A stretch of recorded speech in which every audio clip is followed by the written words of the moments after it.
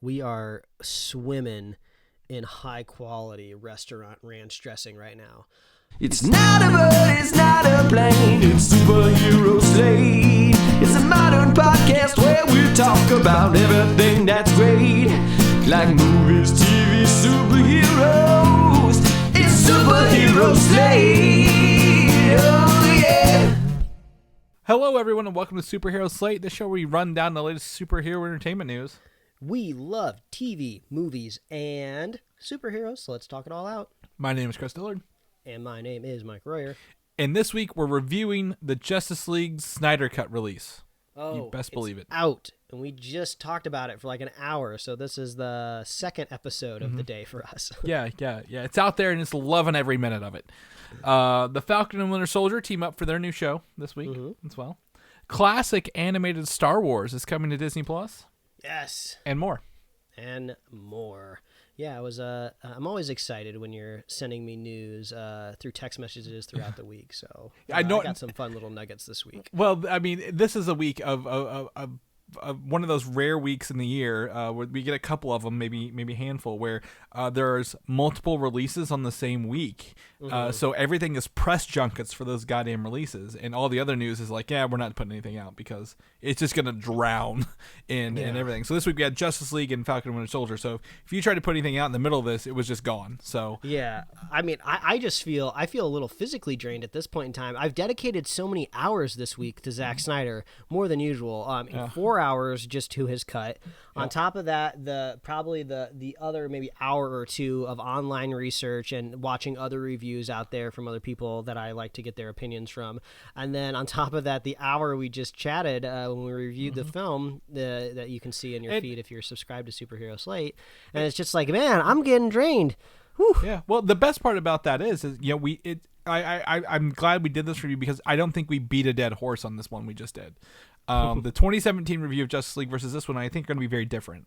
And mostly because, we took this as a review opportunity, not a it's not a bash fest, if you will. So, we did that with Fan Four Stick years ago. And sometimes we have those, but I think we did a good episode. So if you guys want to check that out, that's it's in our feed. If you haven't watched it yet, block out your 4 hours for the week and figure out how you're going to get that in there. But everything else, I just want to go ahead and say I'm very happy. This is one of those rare moments in time where the episode number is 317, which was also the date this week, which was also my birthday, Mike. Like, it all falls together perfectly this week in the past 5 days to give me 317. Yeah, so it's the rule of large numbers, Chris. If we keep doing this, we're gonna have lots of lined up. I mean, someday we're gonna be on episode 666, and that'll be fun. Maybe, oh man, what if 666 landed on Friday the 13th weekend? That would be pretty rad.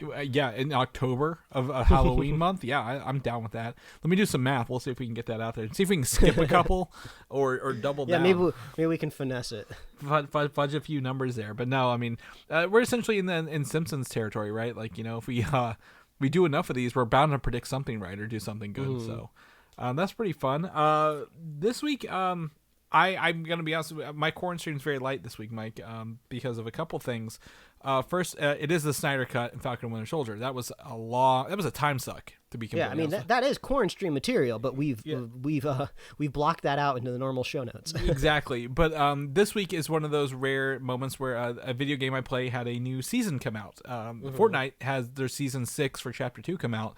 So I spent a couple days exploring the new features and playing with my friends on that. So I didn't get to really watch anything because I knew my watch list was coming up, and I'm like, Fortnite is big enough to where I don't even play the game, but when the opening cinematics for the new seasons get released, I watch them just because they're highly produced. And the one this time was co-directed by the Russo brothers. Exactly, so I had to watch it. Exactly. So we had the co-directors for the Russo brothers for the opening cinematic, which is pretty cool because again, you talked about this. Fortnite is so big that they can take other IPs and implement them into their game, and their art style, as you mentioned, is very easy to adapt those things. So literally, you get Master Chief and Aliens and the Predator. Oh yeah, Ripley and Sarah Connor back to back. That was so cool. And Terminator, all in all this this opening scene, and then the at the end of it, the character summons someone from an asteroid, right?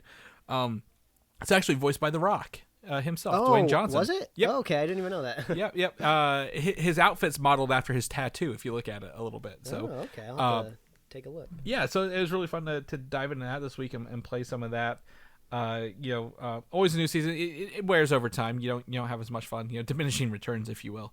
But we got some other video game news actually down in the show notes. But we'll talk about that later, Mike. But you've looks like you've got a documentary here and part of the Alan Tudyk verse on your list. Yeah, I'll fill out the QuranStream for us this week. There is a delightful documentary on, ironically, Netflix called The Last Blockbuster, about the last Blockbuster. And it's just this really nice nostalgia trip down memory lane. I was apprehensive about watching it at first because there's a few kind of like, nostalgic documentaries on Netflix that are just horrendous to watch. Like the movies that made us. I cannot stand the editing style of that. It's just too frenetic. It makes me want to like rip my eyes out. And they don't seem to respect the history that much in that documentary. So I was a little hesitant to watch this, but I was glad that I hit play. There's a lot of fun celebrity talking heads in this that I personally enjoy, like Ron Funches, a really funny stand-up comedian, Doug Benson, who has a Doug Loves Movies podcast, which is really fun. Kevin Smith makes an appearance in it. And then also, to tie it directly to the show, the voice actor of Obi-Wan Kenobi from the Clone Wars is featured in this. I just Which Clone Wars?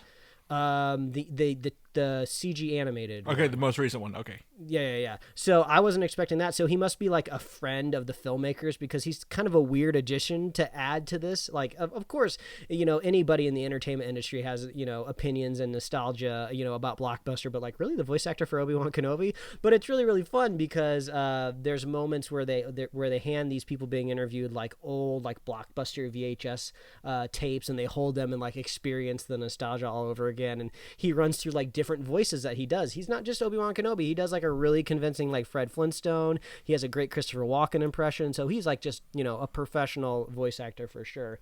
But it's great. It's fun. I love it. You get to find out about where the last Blockbuster is located, the family and woman that runs it, and it's just really, really nice. It's a pleasant experience, and they actually get some like top level executives that used to work for Blockbuster on the record talking about it closing down. And I find it really, really funny because I think it's the CEO or somebody that was in charge of Blockbuster. I don't remember the chyron that was below his talking head, but he was just like, no, contrary to popular belief, Netflix did not destroy Blockbuster. And then later on, he goes on to elaborate and just says literally how Netflix did destroy Blockbuster, but also the financial crisis had a little bit hand in it as well. So it's just kind of like, oh, and it's so funny I'm watching this on Netflix. So if you really just want an awesome nostalgia trip, watch the last Blockbuster on Netflix. It's great. I think you'd really like it. Well, and I think a lot of our listeners probably remember video stores. We've talked about that multiple times. Our history of going to video stores and that experience. So I think it's great. I was actually talking to someone again. It's Pokemon Snap is coming up April 30th, and Blockbuster had a deal where you take your photos in your cartridge and they print them off kiosk, for you. Yeah. So that's a something people are looking. Hopefully they find a way to do it. But I think with the internet, they just print them at home. But anyway, continue. Yeah, so that is the last Blockbuster, and then there is a show on Sci-Fi right now starring Alan Tudyk called Resident Alien, about an alien that crash lands on Earth and has to assume the identity of a human and then attempt to blend in. It kind of almost feels a little bit like Invader Zim. It's almost kind of the same story of alien lands on Earth, disguises themselves, trying to destroy the planet as well. So this is on Sci-Fi, but you can stream it for free on Peacock with ads, which is how we have been watching it, because I don't have cable, so I don't have Sci-Fi. And I don't have the premium version of Peacock, so I was happy that I could stream it for free over there. So this is kind of a fun little show where, you can tell they're on a TV budget, so they're doing their best trying to take this sci-fi concept, but also try to stretch some of their financial resources to get some of the alien tech working. It's all right. I would say it's an excellent background show if you just kind of are busy doing other things and want to gaze up at the TV every once in a while. They do this cool thing where, since he's disguising himself as Alan Tudyk, they'll every once in a while they'll cut to what he's doing in like a reflection of just like, oh, don't forget that he's an alien. And I think they're actually putting Alan Tudyk in an alien suit. They put like this gooey head on top of him, and they're probably CGing his arms or something like that. But then he's got like little gloves on. So those are the really fun moments too, when he's just like being a doctor and trying to examine somebody, and then you see like his alien face while he's trying to do it. So those are kind of fun little moments. But I've heard other people talking about it, and the story is starting to branch out a little bit more. I think there's like 5 episodes available.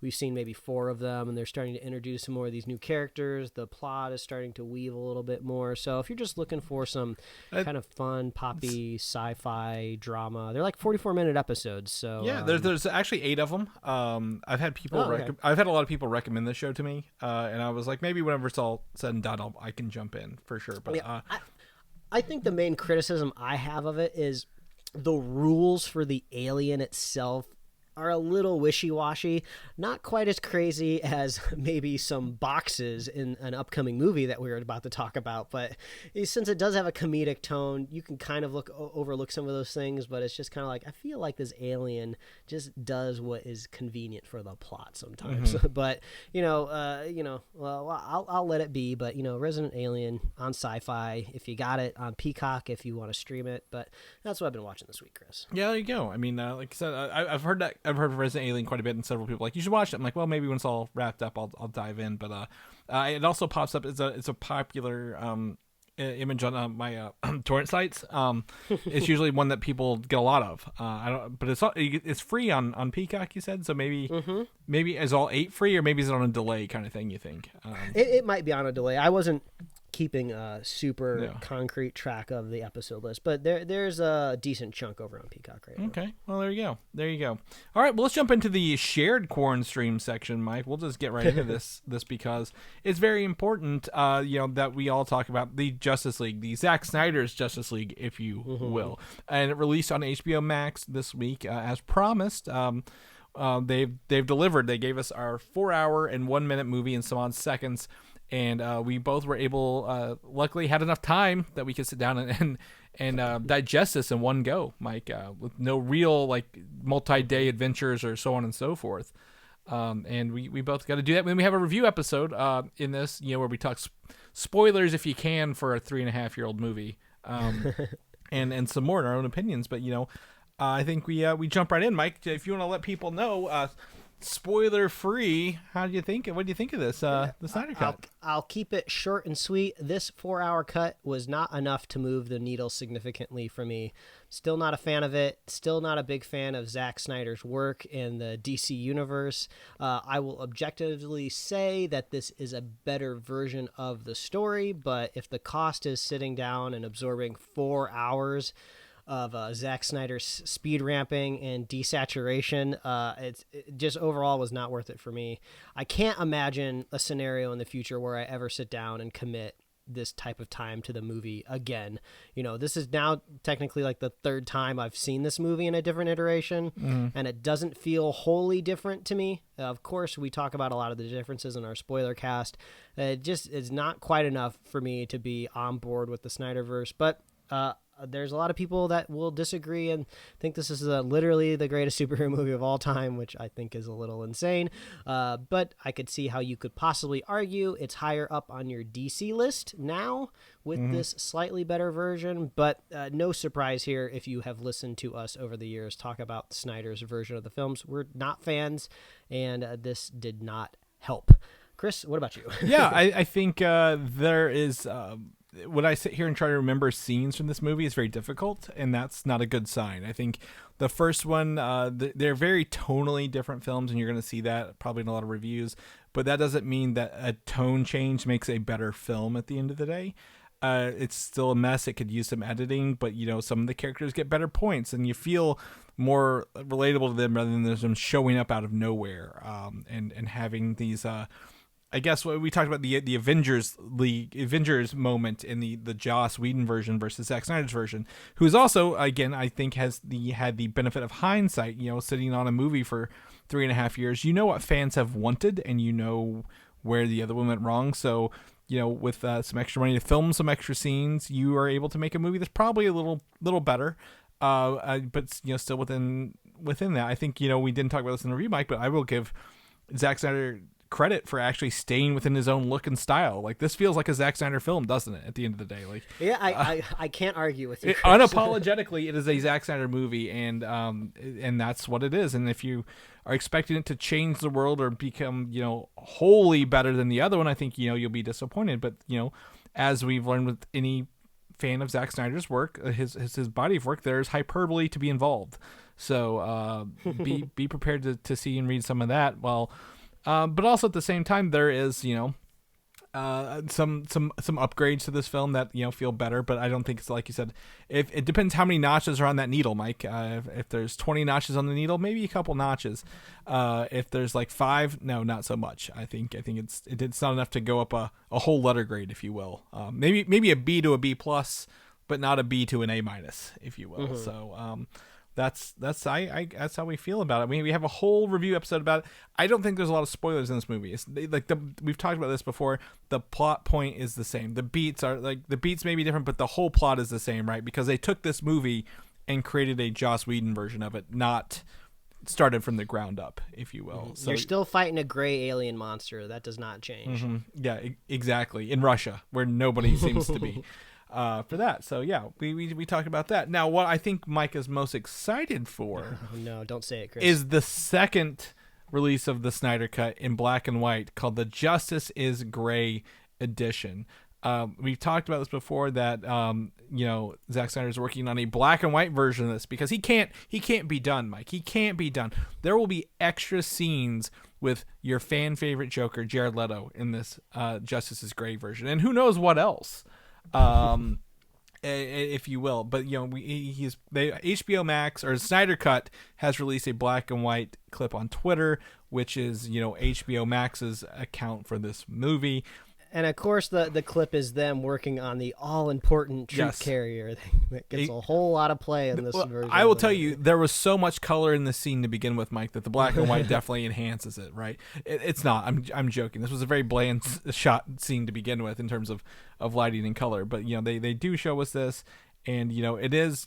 I don't think it's what's the Mad Max one? Is that Blood and the Chrome edition? The Chrome edition, is probably got a lot more variety in it than this does. I think Snyder always has that grayscale to everything, so I don't think you're going to see a lot of difference. But I'm looking forward to seeing the clips they've added to that on YouTube whenever this comes out, without having to rewatch it again. Yeah, this kind of brings up the broader discussion that we kind of got in a little bit during the review, is what's the longevity of the Snyder Cut here? Mm-hmm. Is the Snyder universe truly going to be restored? I said at the end of the review, still no spoilers, but I believe the Snyder Cut did what HBO Max wanted it to do, and it got news cycles. If this was a $75 million extended version, I believe that's the number that's been floating around for how much the Snyder Cut cost. I think they got their money's worth when it came to headlines, and also just what was trending over the weekend, especially with a big Marvel property coming out as well. Does this have longevity? I don't want to call out super fan Jim, but I saw that he was talking about the Snyder Cut online, and then he had a friend who commented, or maybe it was a family member, that said, dude, don't you know that there's basketball going on right now? Which I just thought was really, really funny, because it does kind of ground us nerds a little bit, right? When we think like the Snyder Cut is like the biggest news on the planet right now, we have to remember that sports will always be trending harder than anything superhero will. And I just thought it was kind of funny. It's just like, come on, man. Let us talk about superhero stuff. I don't want to hear about your basketball. I have to hear this for the whole month coming up. There's a whole month dedicated to your basketball. So just a funny observation, Jim. It was just so funny reading, just like, dude, there's basketball. I don't want to hear about your nerd shit right now. Well, the other thing was, remember when they were threatening to release this over a month? And they were like, "Oh, you're gonna have 4 episodes of Justice League," and I'm like, "God damn it, I really don't want to do that." But that would probably had a little longevity, and this feels like there's 4 hours that you could drop, cut into this. But like, I agree. Like, will the Snyder Cut, will Justice League, now that it's out there, is laid bare, will it have will we be talking about it in a month, or will we finally get that stupid plane over our head out of the way for that, and release restore the Snyderverse, right? That's our next big push. It's hard to say if it would ever get restored to what it originally was intended to be, but it is kind of crazy if we don't think that there's an executive somewhere in Warner Brothers that's plotting something, right? Mm-hmm. They're doing some hard math on a napkin somewhere. Yep. So I mean, but also we talked about this. How many of these actors are still in the DC universe, and what do you do about that? How do the other movies affect this, right? Like Yeah, I mean, really, if you think about it, it's really just Batman. It's the Batman equation. If you can somehow, slot in Robert Pattinson, Wonder Woman's still playing, Aquaman's still coming out, Flash is still in development. Henry Cavill could theoretically come back. So really, the Justice League is still intact. Ray Fisher's beef was really with Joss Whedon and the people orbiting him. If those things have been solved and fixed, really you could get the majority of this Justice League back if you wanted to. I don't personally need it, but you could. Well, the thing is, what's his name? Ray Fisher's is with the Warner Brothers president, Walter Hamada. So I don't know if that's gonna. I don't think there may be a chance, but it's a slim chance in hell they do something with everybody again. Kind of down the road. Now we have Shazam. We can bring in the better Joker if you really want to at the end of the day. But I don't know what's next for this. But hopefully we can lay some of this to rest, the rumors and the theories to rest, and move on with this is the best time to say stay subscribed to the Superhero Slate, because if it pops back up, we will talk about it. Yeah, exactly. It'll be in our news. Don't you worry. We'll through hell or high water, we'll put it in here. One of the two. So so we're gonna jump on to another DC property, Mike. Unless you have something else you want to talk about. Nope, I do not want to talk about this anymore. Are you familiar with Hourman then? Hourman. Is he the faceless detective, or am I thinking of somebody else? You're thinking of someone else. Okay. All right. I'm thinking of Question Man. That's what I'm thinking. Okay. So apparently this character, who has been in Legends of Tomorrow and the Stargirl TV shows, gets super strength and endurance for 1 hour based on this synthesis he created. Oh, okay. All right. Yep. Sounds good. But WB, Warner Brothers, is developing a live-action Hourman movie, where half of it is he has powers and the other half he does not, I guess, to make it a 2-hour movie. 2-hour movie? but it's being written by Gavin James and Neil Widener, who are also currently working on San Andreas 2 and Now You See Me 3. I don't know where that puts it. They've worked on other stuff, but that was their next two projects. I mean, I don't know if that's a good sign. Is that? Huh? Yeah, I don't think so. Okay, great, cool. And then there's actually 3 characters who have been Hourman. The chemist Rex Tyler has been the one in the shows Legends of Tomorrow and Stargirl, and has coincidentally been killed off in both of those shows. So that leaves, I think, him open for the movie. His son Rick Tyler takes up the mantle, usually after him, and then there was an android named Matthew Tyler. I should take this moment to say it's not Question Man that it's just the question or question. I feel like an idiot for calling him Question Man, but I don't know. This always brings me back to the original thought that I have when it comes to Warner Brothers of what is going on over there. Mm-hmm. Really, Hourman, out of all the other characters that could possibly get a movie, it's Hourman. Mm-hmm. Like, this isn't even a situation where you have to worry about like, oh, Hawkman is tied up at another studio and you can't make a Hawkman movie, or like a Hawk Woman movie, or is it Hawk Girl or Hawk Woman? It's Hawk Girl, but they're both in the Black Adam movie. Yeah, it's just like, really, Hourman is where you want to go. But who knows? A lot of the way these studios work is if they really want to work with a writer, they just say, hey, what do you want to write? We have all of these characters. Pick one that you want to develop. Mm-hmm. So they're just like, oh, Hourman sounds interesting. I think I could do something with that. So who knows if it even ever gets past, writing the script. Right. Yeah, they put a lot. They write a lot of stuff, right? They work on a lot of things. So I don't think it's I don't think it's a guarantee we'll ever see it, but maybe it comes out and it's not under Warner Brothers. Maybe like another company steps in to help produce it or something like that, and this doesn't take away from DC stuff. But what an obscure choice of characters to pull from when you have a litany, almost 100 years of a roster. What a roster you have over there at DC. Yeah. You could pick somebody else and go down that route. Well, I mean, Martian Manhunter's not getting a movie. Why don't you give him a movie? Yeah, he needs one. He's a popular guy these days. Or anyone really from the Injustice movies. Solomon Grundy, give him a movie, and then release it on a Monday because apparently there's some sort of rhyme in there. But Hourman, in works at WB. Speaking of other DC properties, I guess I don't know how to tie this in. The Gotham Knights video game has been delayed to 2022. I'm sure everyone. Wait a minute, Chris. Are you trying to tell me a video game has been delayed? I've never heard of that happening. Exactly. And I think this is crazy because I think this is the studio who did the Arkham Origins game, which is like what people like. They love the Arkham games, right? I mean, I played all those. This is one where you get to play as Red Hood, Robin, the Tim Drake version, Batgirl, and Nightwing. I think we saw the trailer a couple months ago, right? Yeah, and it's literally everybody but Batman. Yeah, pretty much, because Batman's dead in this world. But it's not connected to the Arkham games. It's just the studio who made the Arkham games. But it looks so similar. But I think that people are very excited about this because it has 2-player, and I don't think they've ever done a Batman 2-player game, or at least not in a long time, or a Lego game. So a lot of people are excited about it. But without if it was coming out next week and they delayed it to next year, I'd say that's probably a warning sign. But they just said 2021 and they put 2022. I think this is fine, right? Like this isn't. Yeah. Video games get delayed. Yeah. All the time. Right. We're still in a world where most people are still working at home or remotely, and video games require, I assume, uploading a lot of assets back and forth. Make sure you're working on the same version. So my guess is that's just going to take a little longer to get back to normal. But I don't think this is a concern for this game. But I do want to try it when it comes out. I do like playing the Arkham games very much so. So this will be on my to try list eventually when it comes out. On the flip side of that, the little game that could or could not, depending on which way you cut it, the Avengers game, Hawkeye and the Future Imperfect storyline is now available for free.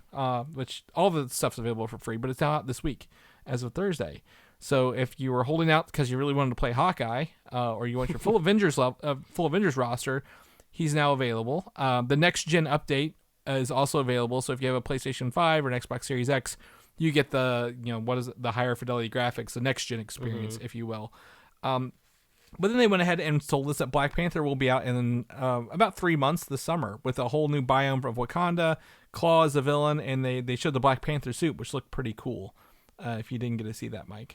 I mean, I just you know my opinions about this game, but I just tried to imagine the Black Panther biome, and I was just like, oh, it's just going to be another empty wasteland where I run around and punch an aimbot, and then there's a weird aim door that I have to punch repeatedly, and then all of a sudden I'm in another procedurally generated underground lair. I mean, this game just is not for me anymore. But I'm honestly surprised that it's still chugging along. Right, and they have more. I mean, Captain Marvel's on the way, Spider-Man, so on and so forth. If you still have the game, at least the benefit is you're not paying DLC prices for these, right? Like you literally. If you wanted to pop it in tomorrow, download the update, you could play as Hawkeye or Black Panther when it comes out for free, which is benefit that we don't get to see in many games these days. I pulled up Twitch the other day, and the promoted front page account was the Marvel Games Twitter account, and they had somebody showing off the Hawkeye update. And, you can obviously tell he's there to advertise the game. He's not just some streamer that's playing the game. And he's just like, oh, yeah, man, this Hawkeye expansion is so awesome. Yeah, I'm going to go up. I'm going to fight these guys. Oh, yeah, watch me juggle. Watch me juggle these enemies. And then it's just 5 seconds of him firing arrows. And he's just like, oh, yeah, I got the juggle. And I'm just like, no, you didn't. You just shot a bunch of arrows, and that's all that happened. So that's juggling, Mike. Have you ever juggled robots before? No, I'm kidding. Yeah, I guess. But yeah, this game just it ain't for me. But I'm curious if they can turn it around. It's an interesting. I don't know, experiment. I don't know. I mean, again, it's not for you. I'm not giving the news for you. I'm giving the news for everybody. But again, this is one of those things where I play video games all the time, and all they want to do is charge you for more skins, right? They want to charge you for more characters and stuff like that. And in a world of that, I'm honestly surprised they haven't done that on this situation. Where they're like, if you want Hawkeye, you need to pay $15 to $20. Do you want this new level where you get to fight the Maestro in this new biome? $20 kind of thing. And I'm just kind of impressed that they haven't gone that route yet, even if it, if the game could be tanking, I could see them yeah, we're gonna charge you now for this stuff.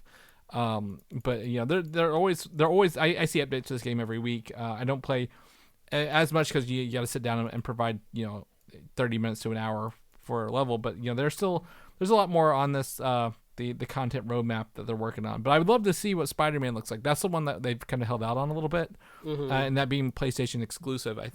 That set off some people. I think was it last summer or last year when they announced it? So we'll see that coming out. Xbox put out an ad this week, and this Xbox commercial ties into Falcon and Winter Soldier, but also all the way back to Avengers Endgame. And it finally reveals the identity of Noob Master 69, the Thor's worst enemy when playing actually Fortnite in Endgame. And you come to find out it's DC Pearson, the comedian, who actually was in Winter Soldier. Did you know that? He was the Apple guy at the Apple store with Steve and Natasha. Yeah, isn't that where they are in their little disguises? Yes, and they're hacking the flash drive. So he's actually that character in there, and then he reprises it here to find out. It's just a fun little thing. It's New Master. I was just having this conversation with my wife the other day. There's a moment in Falcon and the Winter Soldier where there's a banker, right? And I just imagine, like, you're an actor out there working. Probably one of the biggest dreams that you have is to possibly be cast in the MCU as like a big character, right? I mean, like, wow, what a big paycheck. What a way to really get your face out there. What a way to really elevate your fame. And I just keep thinking, like, what if unfortunately you get cast as just a side character in the MCU, but the continuity is so strong, but that's all you're allowed to be until like this universe either resets itself or somehow you get insanely famous and then it doesn't matter because they'll just cast you anyway. You know, it made me think about like Carl Urban, who is he? He's the I don't remember his name, but he was like the lackey for Ragnarok. Oh my gosh. I don't remember his name. Either way, it doesn't matter. But like, we love Carl Urban on this podcast. I would love to see him take a more prominent role in the MCU. So if we don't see that particular character ever pop up in the MCU again, does that mean we're never going to see Carl Urban play within this sandbox of the MCU? Because they recast people all the time. In the upcoming Eternals, the character Cersei is played by Gemma Chan, who played the blue Kree girl in Captain Marvel, who was like her nemesis. Now, mind you, I mean, if Carl Urban grows his hair back and they don't give him the bald hair and tattoo and beard, he could be somebody else. But either way, this comedian who is now New Master, now all of his hopes for being a larger role in the MCU are all dashed. He will forever be this nerd. Yeah. Well, what's crazy he was in a comedy sketch group. He had a movie with oh my god, Donald Glover. He's like good friends with Donald Glover. So I mean, if he wants to, and they ever bring Donald Glover back into Spider-Man, you know, he could probably find his way back in. Yeah, get that paper, boy. Trim his hair, shave his beard. He'd be good. But I think it's funny to see New Master 69, and it's just a fun little throwaway thing, right? Nobody really cares at the end of the day who it is, who it was. Moving on to the Loki show, it gives us, the first poster for the upcoming series. We just had a new show debut on Disney Plus, so the next show is the next one on the radar, and we got this here on Twitter. We get to look at same font in the bottom for the different eras. Loki in a TVA prison suit with looks like a shot collar on his neck. Yeah, or like a tracking collar or something. Yeah, and a clock with like 6 hands in the background, like a little watch face with 6 hands. I can't seem to figure out what the time clock, if those are there's any secret meanings behind the hands or not. But I wouldn't be surprised if we find out later that there is. Yeah, it looks pretty rad. I know that you have said that this is the series that you're really looking forward to. So hopefully, Black Widow will be something that we can watch in between Falcon and the Winter Soldier and Loki to tide us over. Yeah, I'm excited for Loki. I mean, I say that. I mean, all the other ones have been good. WandaVision's been good. All this other stuff, but Loki has the most potential because it can go anywhere. Literally, it takes place in between the Avengers and Endgame when he dies, but like not in our time stream, I guess. So, if they want to get wacky and wild, this is the show they're going to do it in. So, very, very excited to check that out. And also is streaming June 11th. Venom, Let There Be Carnage. I think I called this 1 week ago, 2 weeks ago.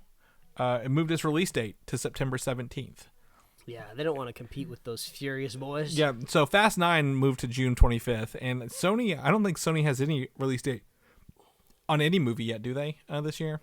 Other than this, like they've kind of pushed everything back. Even James Bond keeps getting pushed back. So there's that. But This also now shares a date with the Death on the Nile movie and the Boss Baby 2. So. Oh, Boss Baby 2. Wow, what competition you have over there. I mean, that's a big cross audience, right? You know, all the families that the R-rated Venom movie. Boss Baby 2. Like we all love Andy Serkis.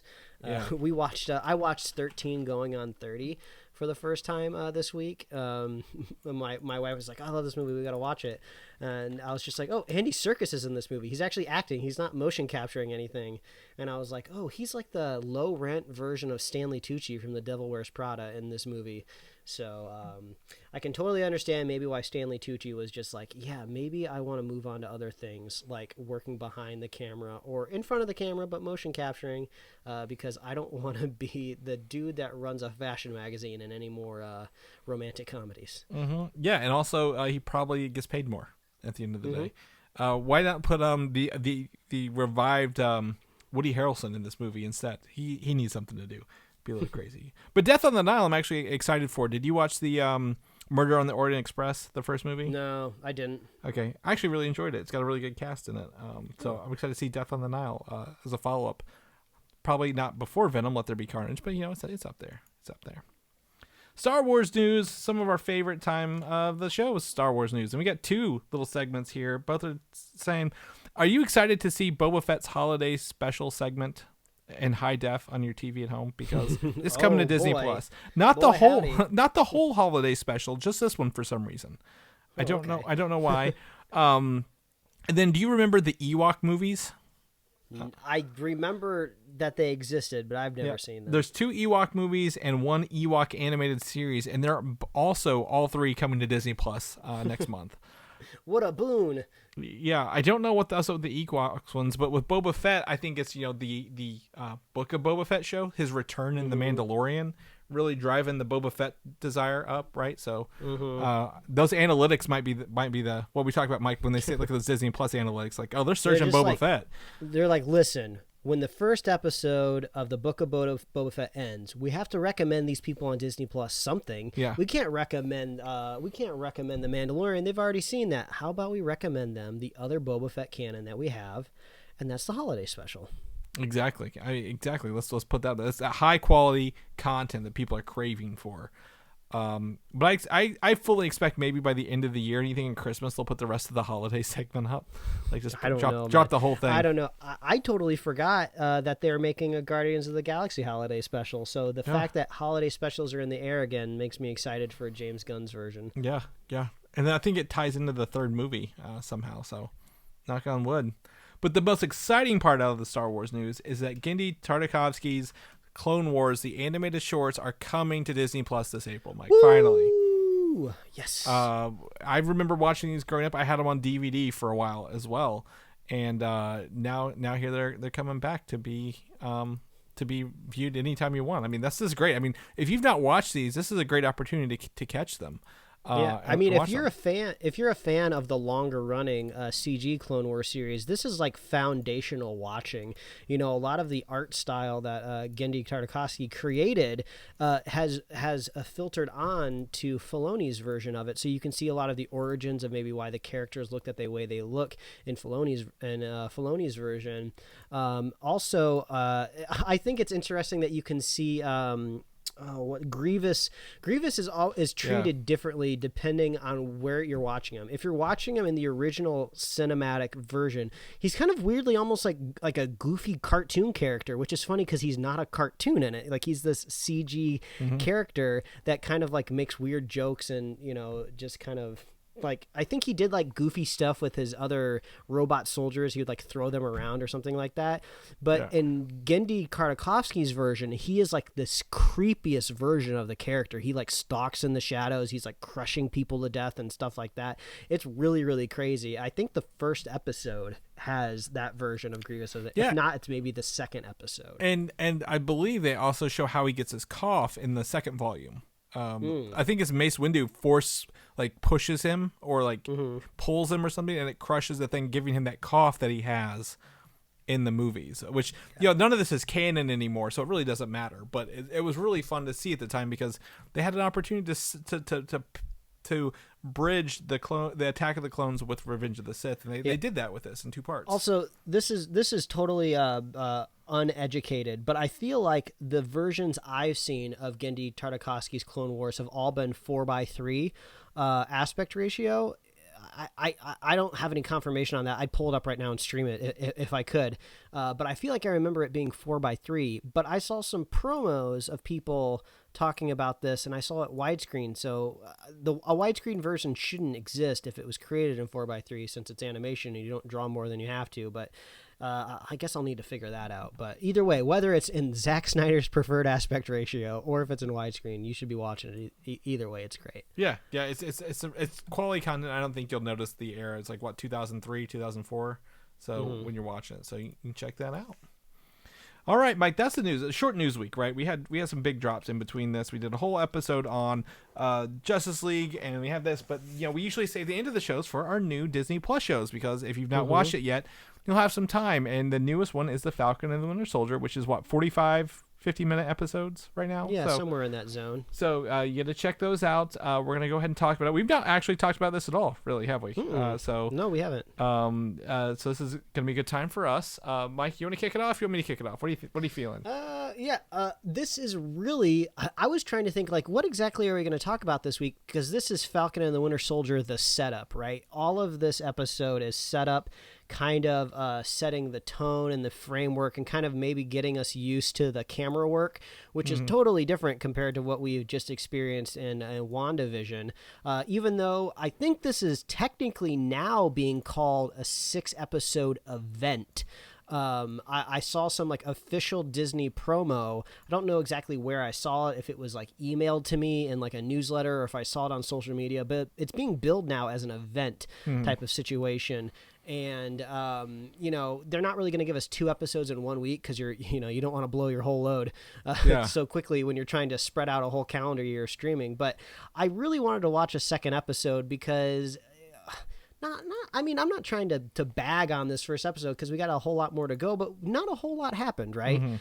We set up a lot where the characters are, kind of what situations that we're in, but even at the end, I was expecting maybe kind of a bigger cliffhanger, but we kind of all knew U.S. Agent was going to be in this show already, so when that reveal happened, I wasn't super surprised. So I'm hopefully optimistic, but yeah, I wouldn't say I'm too oh, I gotta run to social media, oh, I gotta hop on the group chat, oh, Chris, have you finished watching this episode? We got all this stuff to talk about. It was great seeing Sam Wilson again. The flashback to Bucky was fun. The opening action sequence was cool.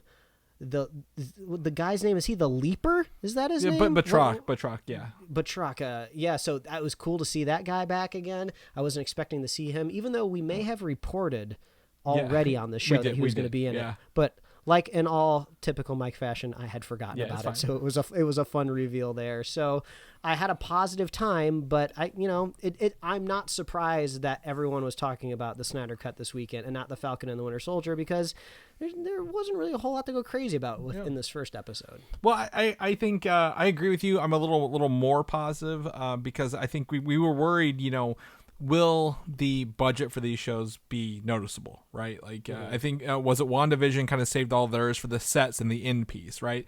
Well, this movie opened with an action piece. And it was cool. Unapologetically opened with a very long, harrowing action piece, right? I didn't know what was going to happen, how this was going to end. And it was very fun, very, very fluid. I didn't feel like the effects were bad at any point during this, at all. So it was really nice to see them, jump out the gate and just kind of go. But then the rest of it is more, it feels like, what I would call maybe The Wire or 24-esque for the rest of the episode, right? It's, what are these two people doing? We have the Falcon and the Winter Soldier, the titular heroes, right? Hanging out, but they're not doing anything relevant to the plot. We're just seeing them live their lives a little bit. We got a sprinkling of the Flag Smashers, who I believe I'm gonna drop a theory on you at the end of this this thing, Mike, about them. And then we had the reveal of the new Captain America, but that's really it. One guy wants to not sell his family's boat, and the other guy wants to make amends for killing this dude's son. So there was, like I said, there's not a lot. They're setting the ground for these two characters because they've not had their own moments. They've always been sidekicks, right? Like, I would never have guessed that the Falcon had a sister. I would never have guessed that Bucky had a sister either, right? Because they don't give us that time. So they're giving us time with these characters because I think those are going to be important points later. You know, maybe they're both named Martha. You think their sister? No, I'm kidding. But like they're giving us more of these characters that we never get. You know, we didn't get in the movies, and that's fine. But I'm going to also say, if you go back and watch the first 2 episodes of WandaVision, you know, when they ended, you know, like they didn't really end on cliffhangers either, right? The first 2. Yeah, but the WandaVision did have the whole shtick of the kind of TV motif going for them to kind of make them stand out a little bit different. Right. So at least there's things that you could kind of talk about as opposed to the story. So yeah, I'm definitely looking forward to episode 2. I want to see Sam and Bucky, you know, kind of reunite and join up and do some fun fighting.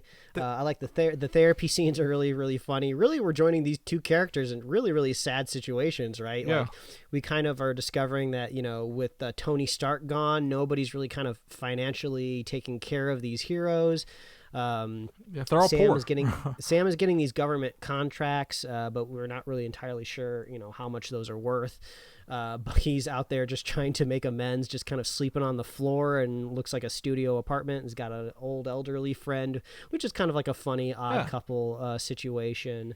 Set him up on a date even. Bucky's first date. He said, and it's just like, he can't really tell, like, I'm 100 and what do you say, like 130 years old? I think it's 106 he said, because but it's funny because if you look at when we met Bucky originally, he was the ladies' man, remember? He had the girls out at the in the first Captain America thing. Yeah, so he was just like, there's a system. You can't just go all in there. And he's just like, no, I'll help you out there. Yeah, yeah.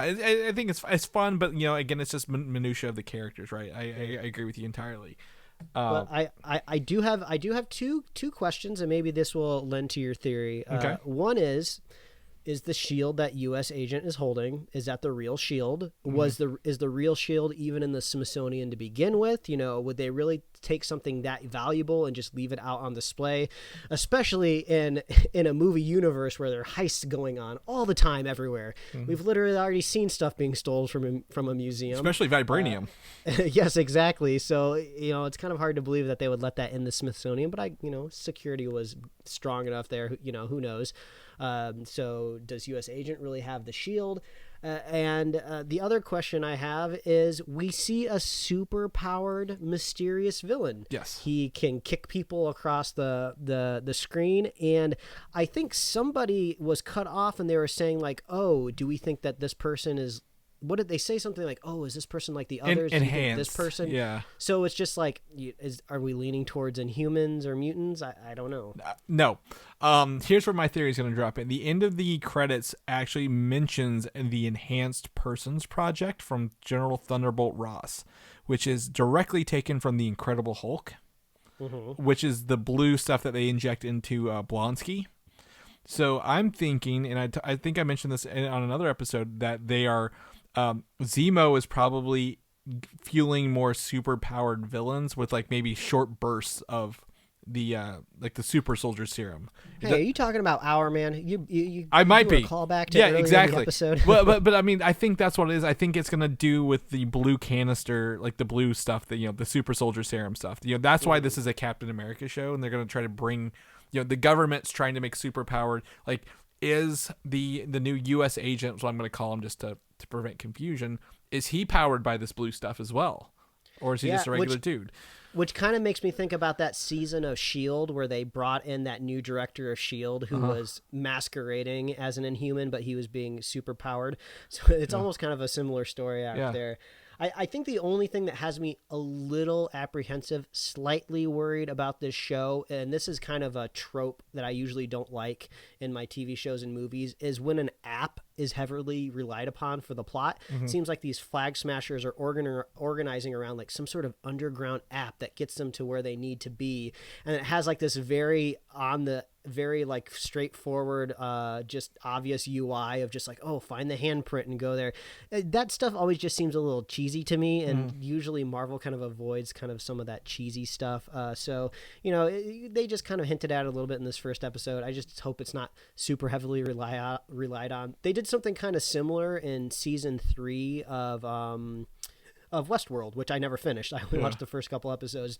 But there is kind of like a bad guy, villain app, and it's just like, I think that stuff's just kind of stupid. So I hope they don't lean on that too much. Yeah, I mean, I didn't get that. It didn't bother me too much because that one person, like, I don't know who this Torres person is, but he seemed his role was that atypical, like, I'm infiltrating a thing, but I'm honestly I'm gonna blow my cover the first sign of trouble kind of thing. I'm like, you're not really gonna be in this too long, are you? I mean, you're probably gonna die. If history has showed us anything, if you want these people to organize, like, just go on Facebook. That's how they stormed the Capitol, right? Yeah. Like, you don't need a secret underground app to do it. They just do it right in front of your face. Yeah, but they filmed this 2 years ago, so I don't know if I can blame them too much about not knowing what happened a couple months ago. It's just funny. But yeah, I think there's 6 episodes. I think the first one's, again, our little exposition, and we're still waiting on Zemo. We're still waiting on Agent 13 to show up, Sharon Carter. So I think, we've got a lot of way to escalate here in the next 5 episodes. So I fully expect that to kick up. Yeah, they're going to have to move very quickly. They only have 5 episodes left. Yeah. I actually did the math real quick. If each episode is around like 45 minutes, that's 4.5 hours. Yeah. So this is going to be just a little bit longer than the Snyder Cut when all is said and done. So they're going to have to move through things pretty quickly. Yeah. I honestly think they will. But hopefully Falcon gets his shrimping boat before the end of the thing. Or what was it you say? The Falcon was denied a bank loan. Is what you told me? Yeah. If you don't know, sometimes Chris puts this at the beginning of the episode, little stinger, but I don't think we've done it in a while. His vocal warm up is the Human Torch was denied a bank loan. Yep. So now it can be the Falcon was denied a bank loan. Now we're hitting it on the head. I mean, this is true to form. So yeah, Falcon and Winter Soldier. Starting off, getting there a little bit. I'm expecting a lot more promotions, a little more things. So we've seen. WandaVision, a lot of that footage was altered from the final episode to make it look like it was earlier in the show. So I'm actually thinking we're gonna see a lot more of the first couple episodes of this one, because I don't think there's much they can hide in the action scenes that are coming up. So knock on wood, we see them actually get together and hang out next episode. So next Friday. All right, well that's it. This is short and sweet for the show. We already dumped all our time into the Justice League Snyder Cut review. So we're going to wrap this up on a short news week. Mike, if people want to know what you're up to, where can they find you at?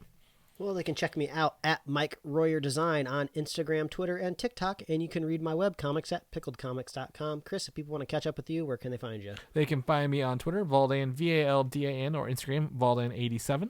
People want to know more about our shows, where they can go listen to that Snyder Cut review at, where can they find us at? Oh, just visit superheroslate.com. That is the hub of the podcast. That is the place you can find our awesome show notes, and you can find us at Apple Podcasts, YouTube, Spotify, and wherever else you love to listen to fine podcasts. You can like us on Facebook, follow us on Twitter and Instagram, and you can get merch at superheroslate.com/store. We love hearing from you. Please reach out. We obviously want to know what you thought of the Snyder Cut, but what did you think of Falcon and the Winter Soldier? Kind of got a little overshadowed by the big, looming 4-hour runtime of the Snyder Cut. So what did you think about Falcon and the Winter Soldier? Please reach out, let us know, and we love our super fans. So if you want to be a super fan of the show, all you got to do is share the show with a friend, share the show with a buddy, socially distance, wear your mask, get your vaccine, and you will be a super fan of the podcast, and we will be here next week, folks. That's right. Every week till question marks at this rate. So who knows? We'll catch you then. All right. Bye, everybody. Thanks for listening, and don't forget to subscribe. It's going to be like 8:30 by the time we're done here. But thankfully, news is short, so we got that going for us.